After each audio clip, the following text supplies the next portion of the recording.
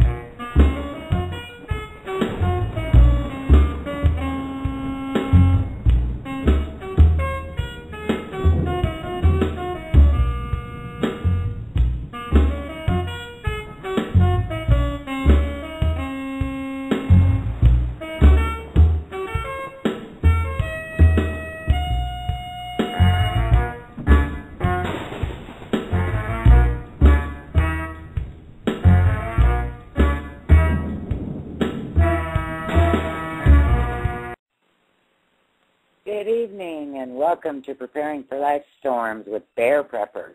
Today is Tuesday, February 5th, 2013, and it's my pleasure to welcome you in tonight. We are on air from 8 to 9 p.m. Central Time every Tuesday on American Preppers Radio, powered by PrepperBroadcasting.com. We broadcast 11 different hosts 7 days a week, so please check out the host tab for more information on shows and times. You can also listen to all previous shows into the host archive. If you'd like to join us in the chat room, come on over to PrepperBroadcasting.com and click on the Listen and Chat at the top of the page. You'll then be taken to the chat room. Create your name or just accept the default name and come on in. You'll always be in for a treat with some lively chat and interesting conversation. So tomorrow night, Wednesday at 8 p.m. Central Time, we have Goat Hollow and the Surreal News. And it's going to be a special night for Goat Hollow and the Surreal News. He's going to have a guest, and her name is Brooklyn Bagwell, and she is the casting director for Nat Geo's Doomsday Prepper Show. So those of you that want to ask some questions, maybe even ask them why they go the direction they go, tomorrow night's your chance. And, you know, if you've ever been propositioned by them, you'll kind of understand why a lot of your most favorite people don't go on. But ask them why and find out what you can do to help change that. All right, so first I'd like to welcome everybody in tonight and say thank you for joining us. I see the chat room is slowly filling up. And tonight I have a special guest. And I've lost my notes. She is no stranger to hard work or hard time. She's an avid gardener and puts up most of what she grows. Out of necessity, she's learned to broaden her skills and found ways to do a lot with very little. So give a great big welcome to Cindi from Cindi's Lifestyle Treasures. Hey, Cindi, welcome to the show. Thank you very much. I'm so glad to be here. Oh, me too. Thank you for accepting and coming on in, and also for allowing me to demo some of those recipes before we had you on. They're really exciting. Well, good. I'm glad you enjoyed them. Well, why don't you tell us a little bit about yourself and your background when it comes to prepping? Okay. Well, I'm a stay-at-home mom and just kind of have been living my life the way most people just live their life, but you know, our lives have ups and downs, and you've heard the phrase, necessity is the mother of invention. Well, I reached a point in my life where I had a necessity, where I needed to invent something. There was a time, and it wasn't but just a few years ago, where my husband's income dropped drastically, and it was really kind of a scary time because we weren't sure how we were going to make it through the winter, and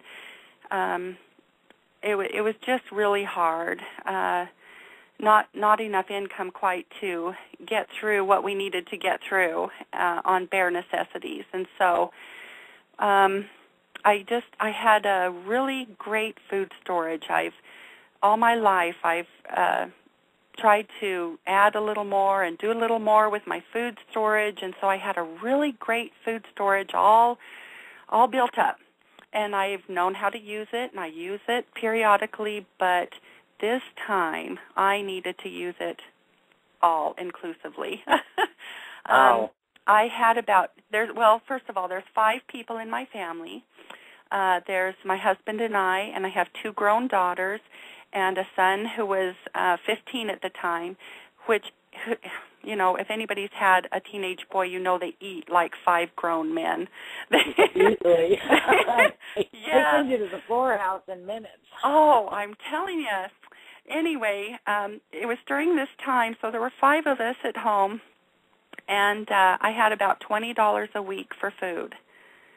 And so I used that $20 a week for fresh milk, eggs, and a few fresh vegetables and some other necessities that we might normally need.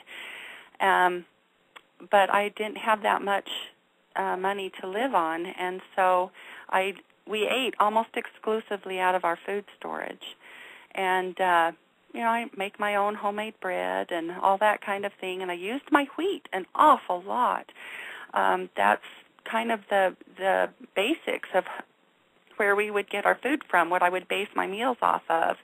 And I have a wheat grinder. Well, my wheat grinder started to make really funny noises and wasn't working right and overheating.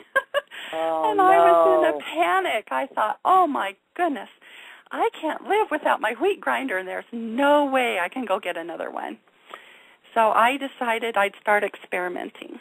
So I started experimenting on how to use wheat without having a wheat grinder. So I just started off with pancakes, I think was my very first one that I tried. And it took me several tries to get the texture right and all these kinds of things. But what I did was I used boiled wheat.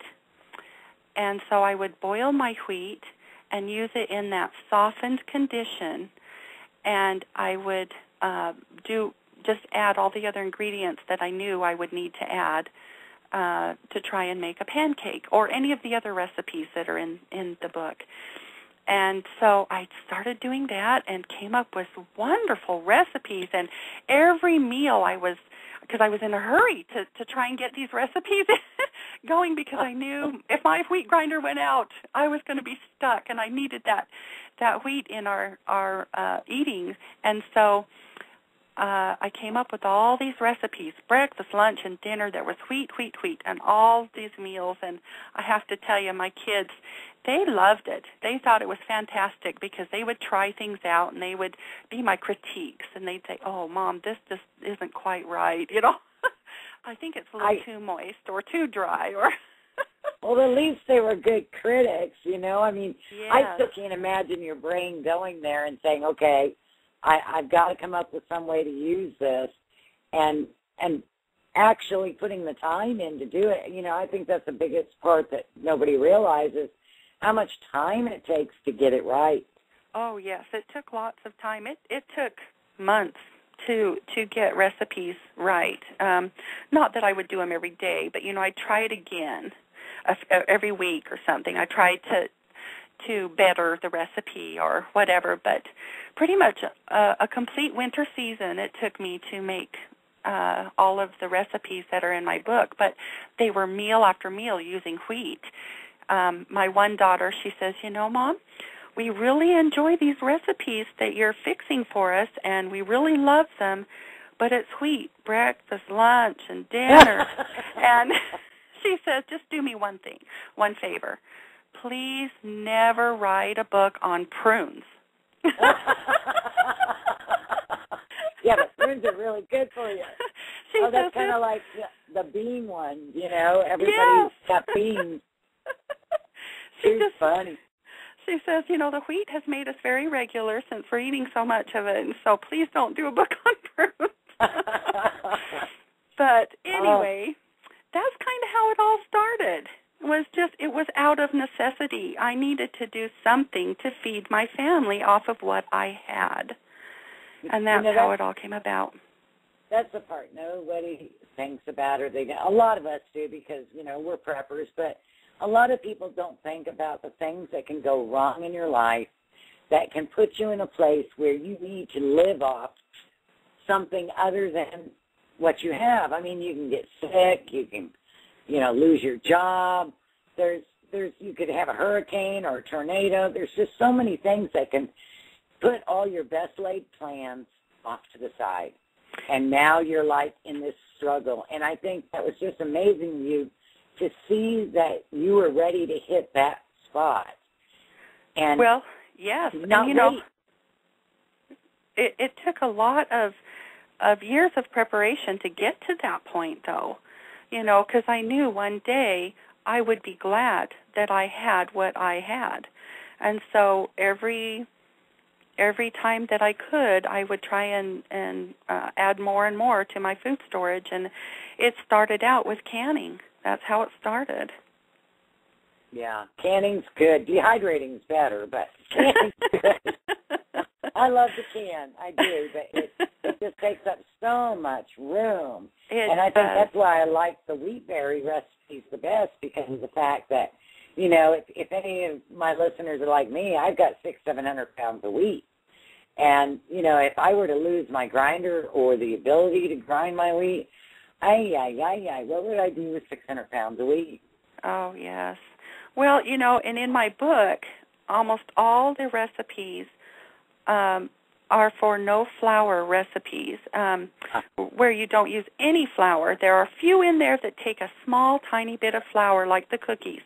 I could not make a decent cookie, without adding a little bit of flour.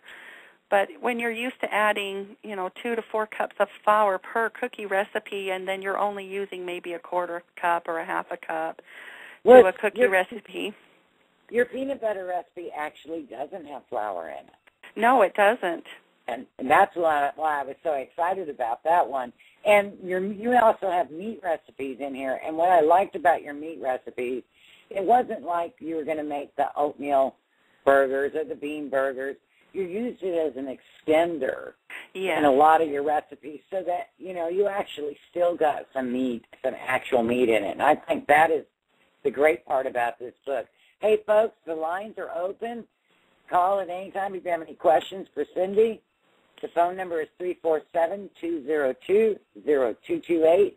And remember, press 1, or you're just going to hang on the line and listen to the show. Okay, so I'm looking at my list of questions here. And I know you said that you keep like 2,000 jars on the shelf. So, and your wheat and everything. How much do you actually have stored? How long would that actually feed your family? Between your bulk items and your canned and your dehydrated and all that. Well, I know it sounds like an awful lot, 2,000 jars, but when you're eating exclusively off of your food storage, and you've got a good-sized family or a family like of teenage boys that will eat a ton of food, I figure I would go through anywhere from 4 to 7 canned jars per meal. So, for instance, I would get some broth and I would make it into a gravy. I would have meat out of a jar, because I have canned broth and canned meat, and I would use the broth from the meat and also my canned broth to make a gravy. I would have the meat. I would most likely make something like biscuits to put the gravy over, or maybe I would have some potatoes or something, a jar of green beans, a jar of peaches, some jam to go on the biscuits, just different things like that. So I would go through 4 to 7 jars, and if I made a dessert, there would be another jar of peaches or another jar of apples or something like that. And so, if you figure you've got 2,000 jars and you're going through 5 jars per meal, that's probably, you're looking at maybe 10 to 12 jars per day. Yeah. So, that'll get you through a year if you're reserved and careful. But I don't use that much every meal. But I enjoy looking at my shelves of all my canning, all my dehydration, all of my stored food, because to me it's money in the bank. It gives, I'm sorry to say it, but it does. It gives women a sense of security. Oh, so much. And that's one less thing you've got to worry about, and you just sit back. I went out and counted my jars, and I don't have as much as you. but I have a lot of dehydrated stuff. And, I even dehydrate my bouillon so it takes up less space. Oh, but, I love that. You sit and you look at it and you say, how long would this truly last? My wheat and my beans will probably last me 2 or 3 years. Yeah. Or 1 year if there's 20 people. So I got to know what to do with that. Now, on your wheat, what do you recommend? For wheat? In types to buy. How many bags to buy? Well, no, what kind? What kind? The white wheat, the red wheat, or the spring wheat, and the winter wheat. I don't know if our listeners know the difference. Okay.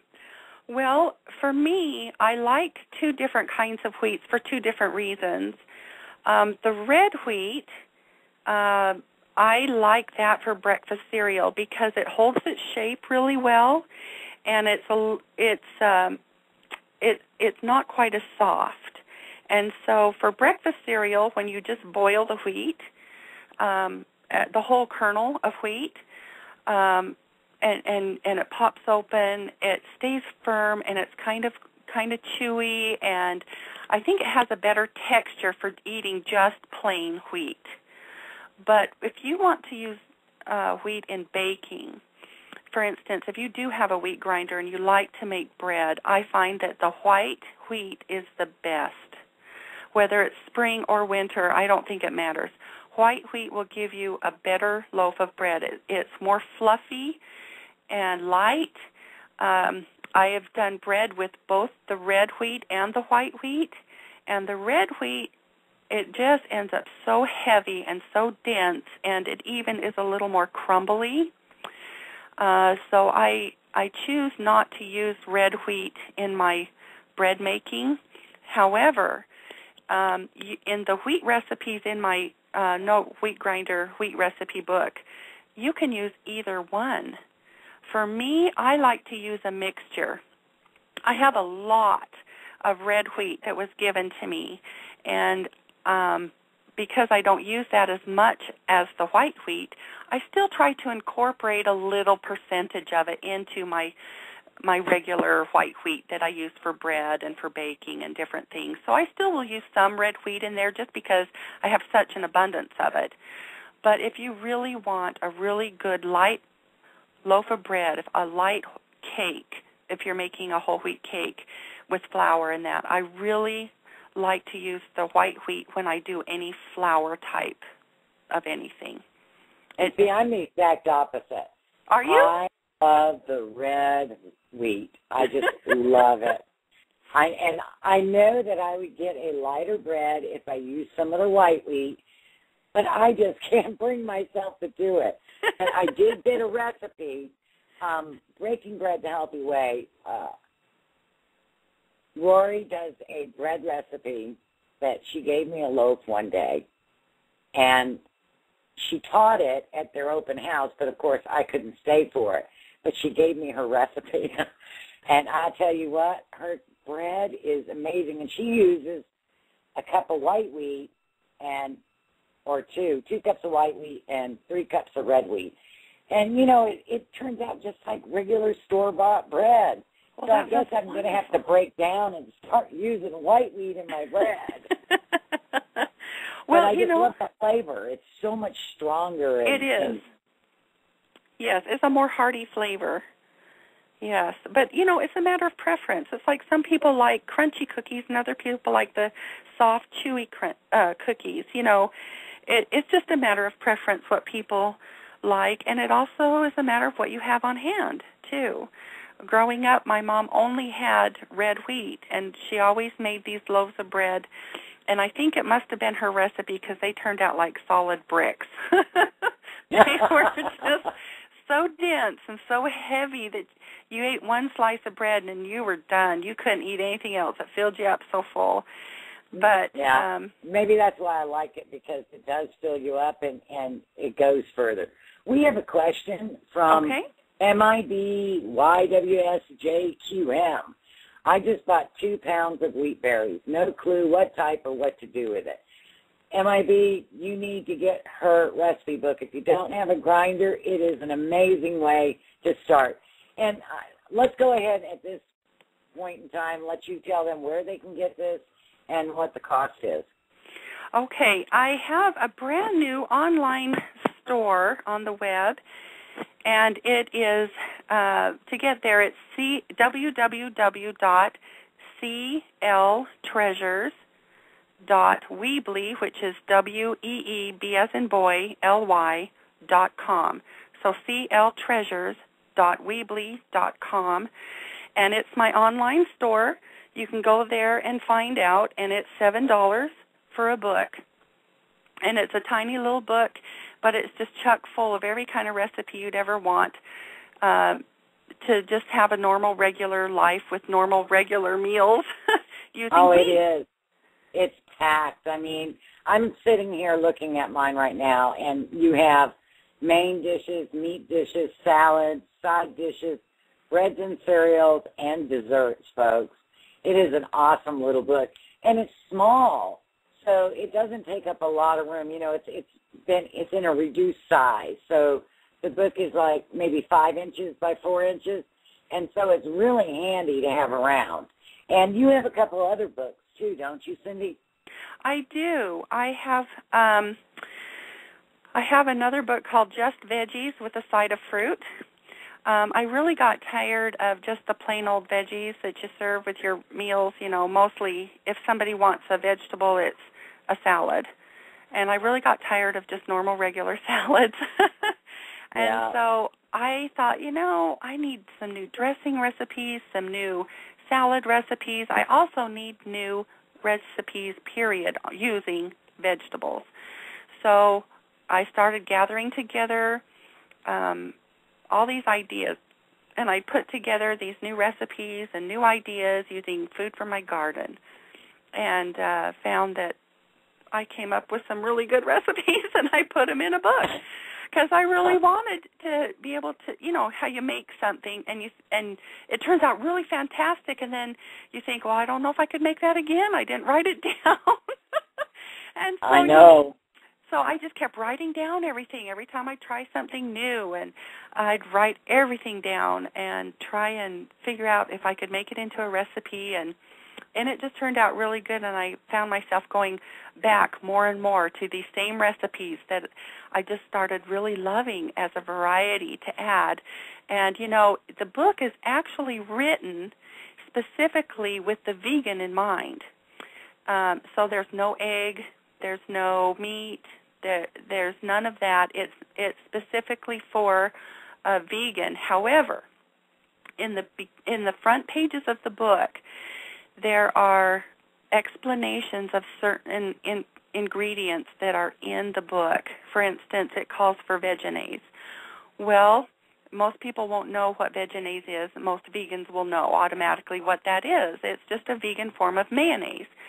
So this book is also geared to the home cook, for the family, where you can substitute all of these different things. So, for instance, if the recipe calls for veganase, you can look in the beginning of the book and say, I don't know what that one is. Let me look it up. And you look it up, and it says veganase, and it'll say if you need a substitute, you can also substitute for regular mayonnaise. It'll call for Bragg's amino acids. Well, you can substitute that with soy sauce. So it does cater to the vegan and the serious vegetarian. However, it is also written as a family-friendly book so that you have all these other recipes in there with it that you can do just as a regular family cook. That you know, you don't have to be a vegan to use this book, but it's really good for a vegan because it has such a variety of recipes. So I do have a question. Do you ship to Canada? Do you know, I have never shipped to Canada. I've never shipped outside of the United States. If whoever is in Canada, if they want to order, I would appreciate an email from them, and you can get to my email from my website, and we can talk about it over the email, and let me look that up and see what I can do. Yeah, check the prices, because I know I shipped a couple boxes to Canada, and it was quite a bit different. I mean, from like $6 to $21, so. Oh, that is a big difference. Yeah, so I would need to do, if it's outside the United States, I would have to say I would need to talk to them personally through the email and see what we can do.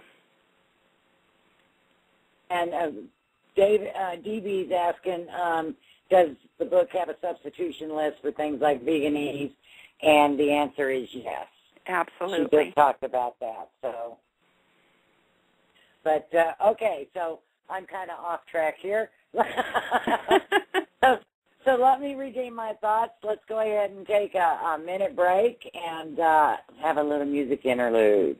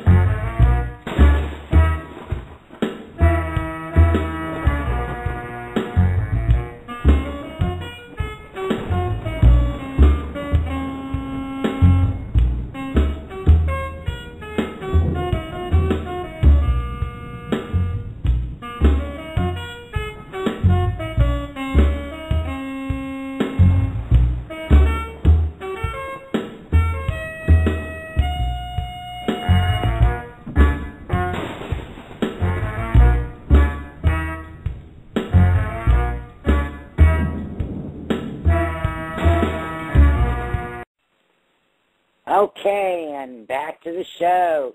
The phone number to call in is 347-202-0228. Press 1 to speak to Cindi. Come on, folks, let's be courageous. Let's get on that phone, because you know our guests always like phone calls. Catch them off guard. Okay, so on your wheat, because I know this is a wheat show, so I'm trying to keep it a bit into wheat. How often do you rotate your wheat? What is your rotation plan for your wheat? Well, I really have so much wheat. I would venture to say over 1,000 pounds of wheat. And, you know, wheat can last over 30 years and still be viable and healthy. And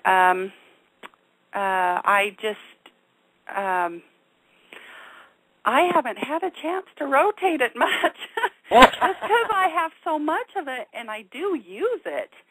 I just have never replaced much of it because I have so much of it already, and it does last for so long. It has a wonderful long shelf life. So as long as it is stored properly in the airtight containers, it will last a good long many years. Yeah, so I haven't worried too much about it. I think I probably go through 100 pounds a year of my wheat. And so, you know, it would take me 6 years to rotate mine out, minimum, you know. Now, if SHTF were to happen, I'm going to go through that wheat in less than a year. So remember, folks, if that were to happen, take one of your buckets of wheat and don't use it. Save that for your seed, because once it's gone, it's gone. And you're going to just have to learn how to grow some wheat. So that's good advice. Yeah, I mean, you got to think about those kind of things, and you want to use your newest for seed and your oldest to eat. Absolutely. Because they do go bad. I was really surprised. I bought a bucket of seeds at on Craigslist. I got 6 of them, 6 cans, and they kind of threw them in with some of the 30-year-old product that I got, and not one of those seeds germinated. Wow. Not one after 30 years. So I guess they were probably like 25 years old. And so, you know, keep that in mind. You don't want to be using your oldest wheat for that. Yeah. Okay, Cindi, so what is your favorite husband and wife recipe in that book? Oh, that to me is, a no-brainer. It is the no-flour cake. That is the best cake you'll ever try. Hands down, it is so good. It does not taste like wheat. It does not have the texture of wheat. It just is the best recipe. If you've ever had a really good, dense, moist carrot cake, that is the texture and the look and the feel and the taste of this cake. It is so good, and I love it with the kind of German chocolate frosting that has the pecans and the coconut, and it's kind of a caramely frosting. Oh, I just absolutely love that on this cake. Well, but it's it also looks like really a wonderful recipe because it's got molasses in it, and I love molasses. Oh, love molasses. It has such richness, yes. Yes. But it really is our favorite recipe, and you just never get tired of it. It's really good with chocolate frosting and with just about any kind of frosting you want. And I do a homemade German chocolate cake frosting, with the coconut and the nuts. Right. And I put it on the cake while it's warm. And so it's just hot right on the cake when it comes out of the oven, and it kind of melts a little bit into the cake and makes it even more moist. Oh, it's good. Yeah, and I noticed there you also give instructions how to create alternate cakes from your recipe, so you can create carrot cake or zucchini cake or chocolate cake, which is really great that you thought to do that. So, yeah, and I'm a chocolate fiend too. Pet A. Oh, Pet Arizona. Looking at the chat room. Okay, so now the most famous question I know everybody's thinking about. But first, we have ZM in the queue. So let's go ahead and invite ZM in. Hey, ZM, welcome to the show.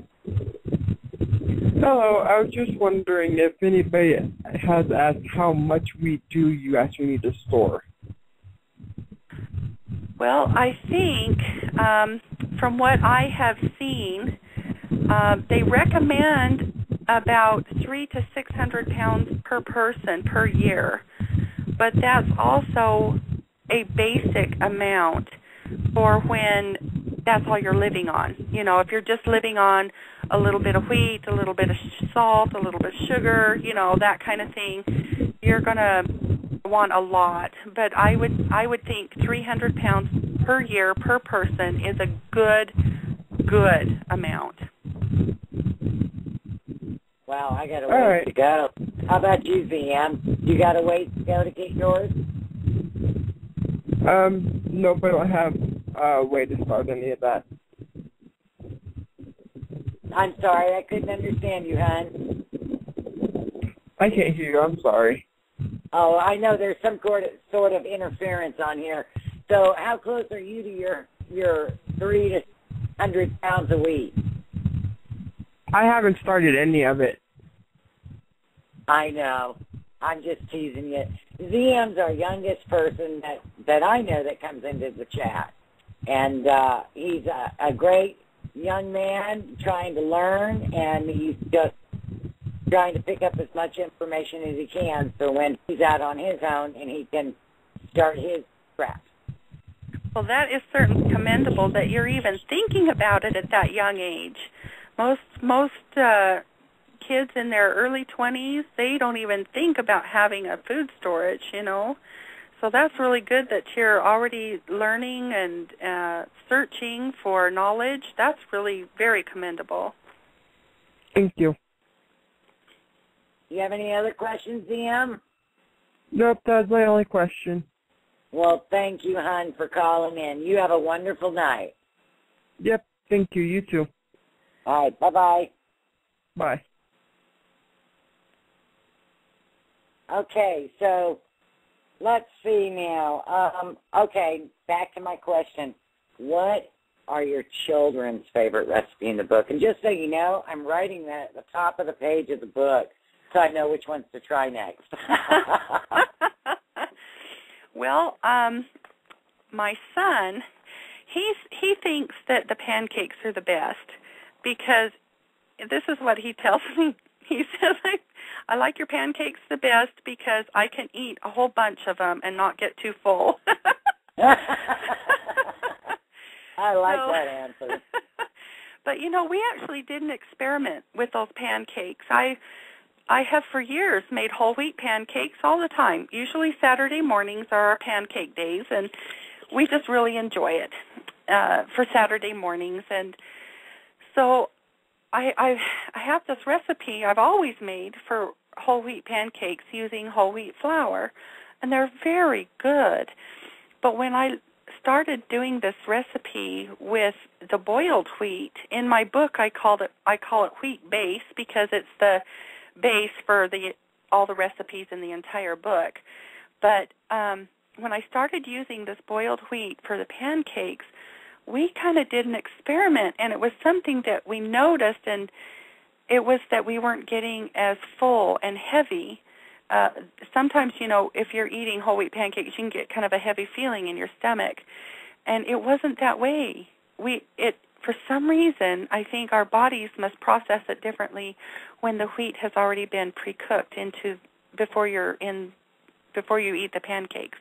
I don't know what it is, but I'm sure there's some scientific way to find out, which I don't have the means of finding out. But the pancakes there's got to be some reason with the crackling, boiling of the wheat, because I noticed that in the cereal, because I tried the cereal. And I was pleasantly surprised. Of course, I added some dehydrated fruit to it to give it a little kick, and a little bit of homemade yogurt, and oh my goodness, it was good. And I've probably had that 6 or 7 times since then. And you're right, it does not make you feel overly full. Yeah, I mean, you get full, but you don't feel overly full. And I think that's kind of one of those little magic wonders about wheat is it really does make you full, but you're not overstuffed like on a Thanksgiving dinner when you totally eat too much pie and you totally eat too much potatoes and stuff. But it gives you a pleasant, full feeling, and you really can't overeat on it because you truly can't eat more. It's impossible to overeat on whole wheat because you just can't, it seems like. But my son really, really likes the pancakes. I think that's his very favorite. And my girls, they also love the cake. They love that cake. We also love the sausage and the meatballs and the meatloaf. We like those too. There's also the apple and wheat salad, which is very, very good, and it has a dressing in there that goes with it that's really very simple but very yummy. So I think those are our favorites. Those sound good. Well, we got 2 things going on here. I've got a quick question from the chat room that everybody seems to be asking. Are there any coupon codes for ordering your book from the show? I never really thought about that. I'm sorry. I should have thought about that, but I just don't have anything right now. But, you have me on a good idea for next time. Right? Next time I'll have to think about something, yes. Okay. And it looks like we got Charlotte in the queue. Hey, Charlotte, come on in. Charlotte. Okay. Hello. Hey, Charlotte, Hey. welcome to the show. Thank you. I just have an answer for ZM's question. According to Are You Prepared, which is www.foodstorageCalculators/109hotmail. Wheat is 150 pounds per person per year. Flour is 25 pounds per person per year. Cornmeal, 25 pounds. Oat, 25 pounds. Rice, 50 pounds. Pasta, 25 pounds. A grand total of 300 pounds of grain per year per person. They also have on there calculations for fats and oils, legumes, sugar, milk, cooking essentials, and water. Yeah, they do. And I also have an Excel file that you can change the person's in. Matter of fact, I was going to paste it in the chat room, and, of course, I forgot to get the link. But you can email me, and I'll send that to you. It's an Excel file where you can just change the number of people, and it'll tell you how much you need of what. But with grains, remember you want to, it's personal preference. So if you don't like oatmeal, then you want to get more of your wheat or your flour. I don't personally store flour because it has such a short shelf life. It's 2 years. Right. But I happen to have this handy, so I thought I'd call in and give them the information. Thank you so much, Charlotte. Great information. Great show tonight. Thank you, hon. Bye-bye. That's really good. I think, like you were saying, I think it's just a matter of preference of what you have, and if your grain is exclusively wheat, you're going to need 300 pounds of wheat if you're going to grind your own wheat, if you're going to use it as your base wheat. So I think that's really good what she said. So absolutely, yeah. And it is important, to have wheat. I know that, a lot of times a brand new prepper will go out and buy 200 pounds of wheat and 200 pounds of beans, and then something will go haywire in their life, and they'll go, oh, my goodness, all I have is 200 pounds of beans and 200 pounds of wheat. I have no idea what to do with any of it. Yeah. That's why it's important to get a few recipes under your belt, get her book and have it handy, because you just never know. And, I got lucky today. They are having a 50% off sale at Breaking Bread the Healthy Way because they're going out of business. So anybody in the Bexar County area, get in there now. And I finally got me a family grain mill today.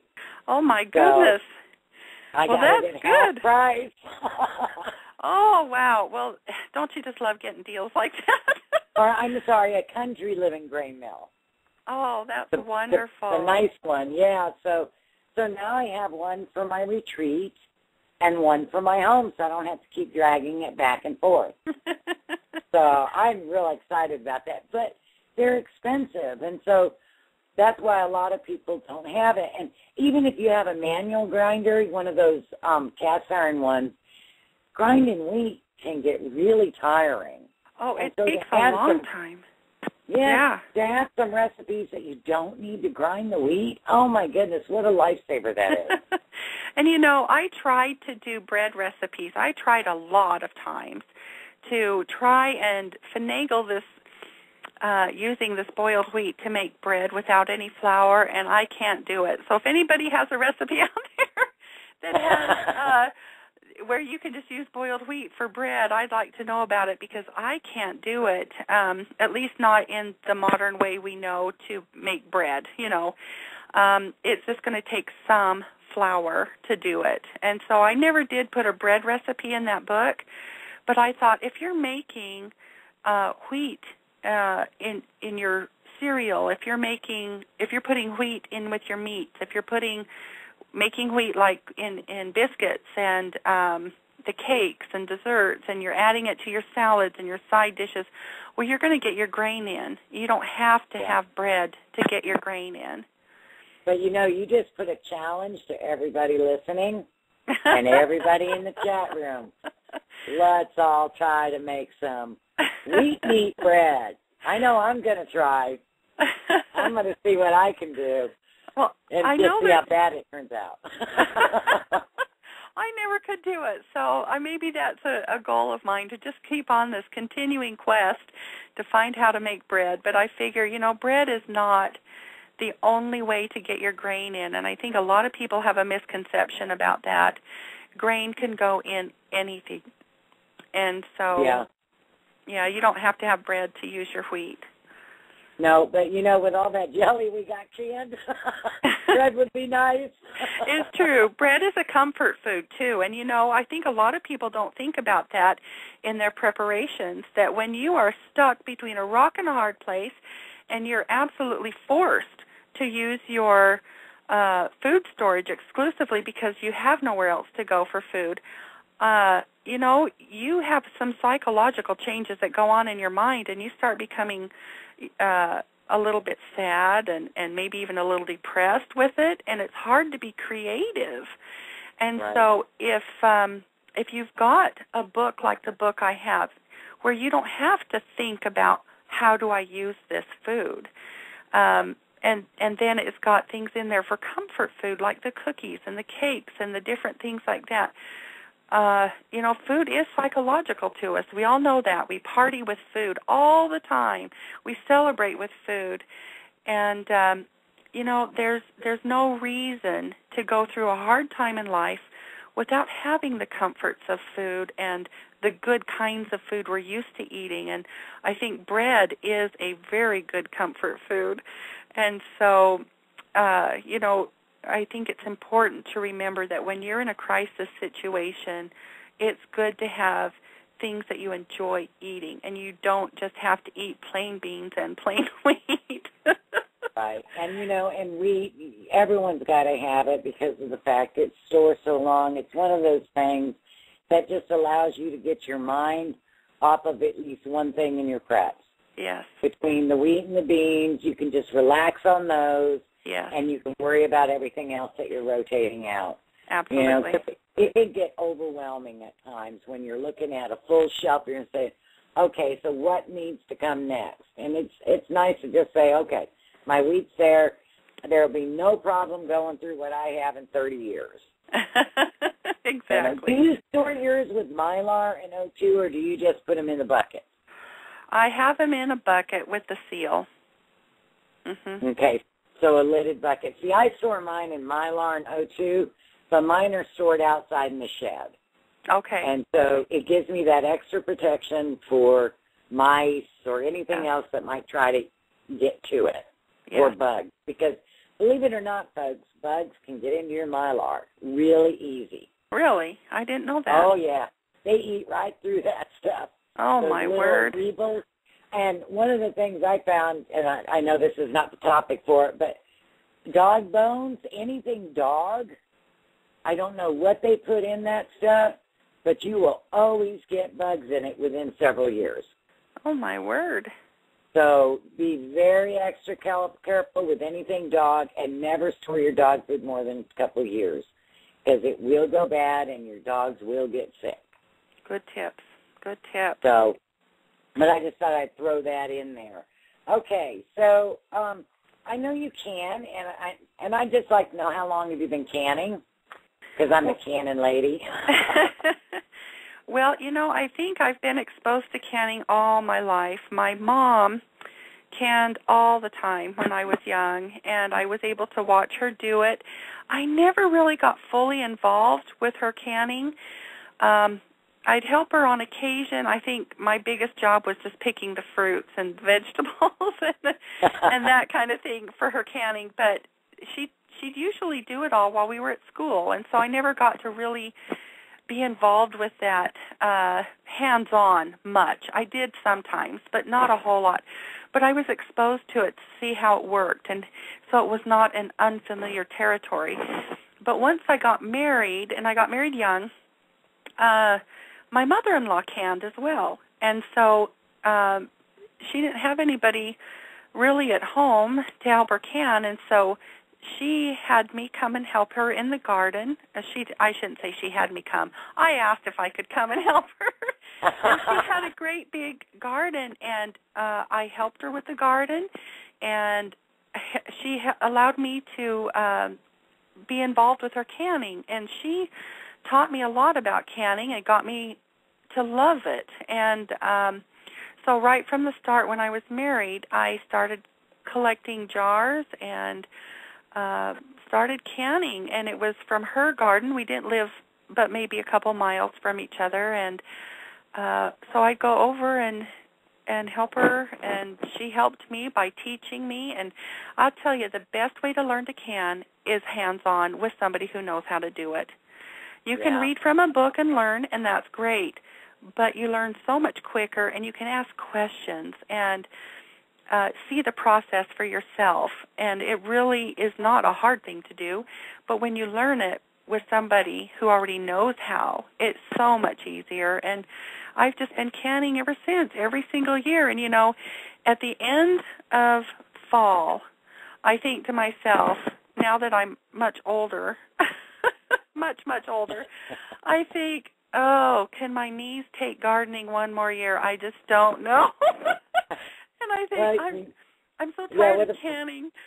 But I know, but with the prices the way they're going, we don't have a choice. And that's just it, is, you know, you get so tired by the end of the year with a big garden and lots of canning, and you love to look at it. You know, it's so beautiful to see all the different colors and how pretty it is when you're all done canning, but you do get tired when you're doing a lot of it. And so then it takes me a couple of months through November, December, January, and then February comes and the sun shines a little more, and you get a little bit more fair weather, and you get this little bug that you just can't help but know you're going to do another garden again the next year. Yeah, and when you see those high prices, like you're saying in the store, it's like, I have to do a garden. I just have to, because I can't stand to pay those high prices, not to mention the fact that your regular, basic, homegrown vegetables are more nutritious than what you can buy at the store. They just but you are. know, it's really interesting to see that even canned foods maintain their nutritional rate. Yeah. They just lose their texture. Yes. You know, and that's the only thing with them. But I was thinking of something, and now I can't remember. You know, it's the CRS stuff. What did I say? Oh, I know what it was. About the gardening. You know, I just finished up my garden here in Texas, and I was like, oh, my garden's over. And I went, oh, I get a break. And then now it's gardening time. I had a whole 3 weeks off. Oh, my goodness. This is no fun. See, now, I grew up in California where you could garden almost year-round. And here, now I live in Utah, and we have 3 to 4 months of gardening weather, and that's it. Oh. And we have to hurry and do it. Oh, my goodness. And I'm looking at like 10, 11 months of gardening around here in Texas. But I also grew up in California, so picking berries in the field, yes. That's me. Yep. But here, you're fast and furious with canning. You've got to get it all done all at once. And so I'll spend probably 2 months, and that's all I do every day is can. Oh, my goodness. Now, you know who I wouldn't want to be? I wouldn't want to be Bobby. Man, does he have a lot to can. Oh. Have you seen MHP Gardener's videos? I have not.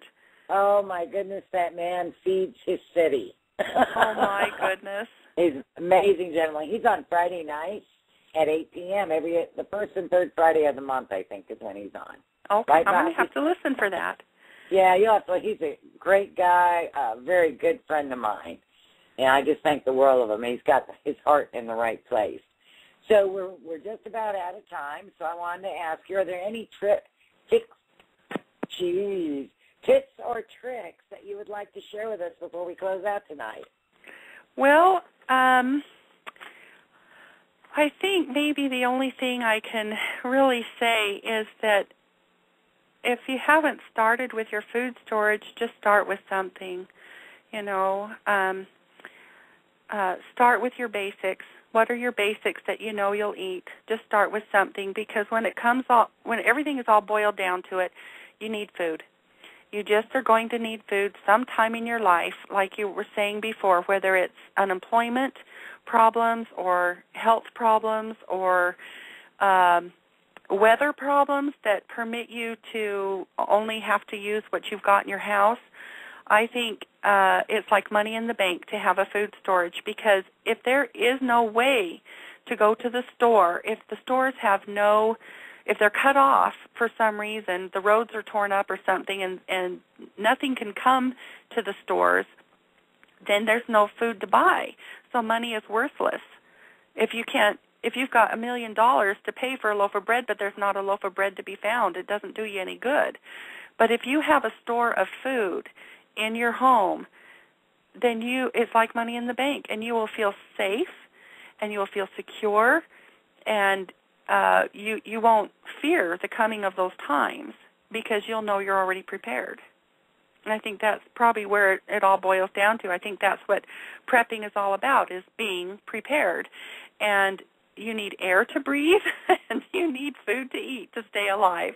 And I think that's just kind of where you have to find, you have to find what you need to do for yourself.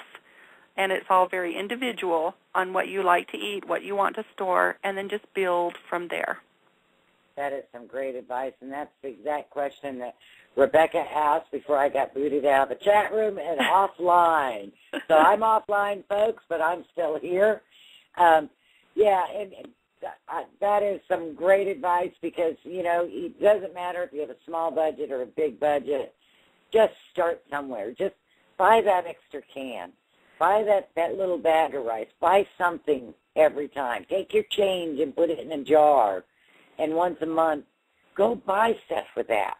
That's where you start, one item at a time. We all started in that same place.